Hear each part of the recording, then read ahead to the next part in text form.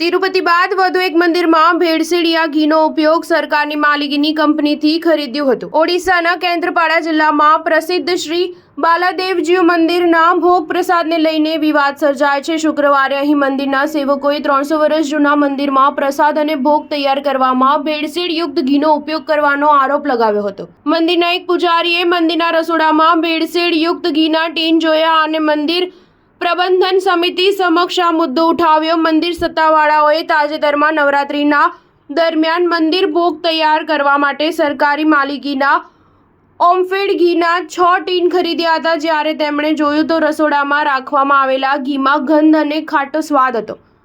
આ અંગે મંદિરના અન્ય પૂજારીઓ અને રસોઈયાઓએ પણ ઘીની શુદ્ધતા પર શંકા વ્યક્ત કરી હતી। શ્રી બાલાદેવજીઉ મંદિર મેનેજમેન્ટ કમિટીના એક્ઝિક્યુટિવ ઓફિસર બલભદ્ર પત્રીએ જણાવ્યું હતું કે ઓમફેડ એ મંદિરમાં હલકી ગુણવત્તાવાળું ઘી સપ્લાય કર્યું હતું, જેના કારણે ઘીમાંથી દુર્ગંધ આવી રહી હતી। અમે શુક્રવારે કેન્દ્રપરામાં આવેલી ઓમફેડ શાખાની ઓફિસમાં ઘીના તમામ 5 ડબ્બા પરત કર્યા। ઓમફેડ કેન્દ્રપારા શાખાના માર્કેટિંગ ઇન્ચાર્જ લિંગરાજ પરિડાનો સંપર્ક કરવામાં આવ્યો ત્યારે તેમણે જણાવ્યું હતું કે અમારા દ્વારા મંદિરમાં સપ્લાય કરવામાં આવતા ઘીમાંથી દુર્ગંધ આવતી હતી, કારણ કે તે ખૂબ લાંબા સમય સુધી ભેજ અને ગરમીના સંપર્કમાં રહે છે।